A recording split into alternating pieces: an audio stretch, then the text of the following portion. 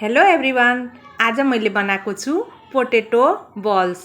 यो बनाउन एकदमै इजी छ र खान धेरै नै मिठो हुन्छ र केटाकेटीलाई धेरै नै मन पर्छ।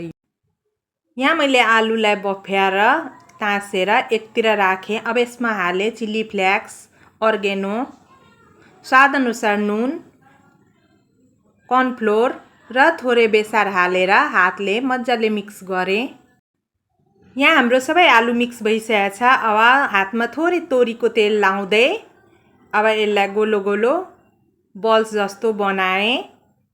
सबै बल्स हाम्रो रेडी भइसकेको छ। यता कराईमा तेल पनि तातिसकेको छ र सबै बल्सलाई तेलमा हालेर गोल्डन ब्राउन हुने गरी यसलाई फ्राई गरेँ। अब यो रेडी भइसकेको छ। अब यसलाई सबै प्लेटमा निकालेँ। यो हेर्नु कति मजाको क्रिस्पी बनेको छ र खाना पनि त्यति नै मिठो छ। आज मेरो भदा आएको रहेछ शनिबारको दिन, अनि उसलाई मैले यो बल्स बनाएर खुवाएँ र मेरो भदा खुसी हुँदै खायो। By by.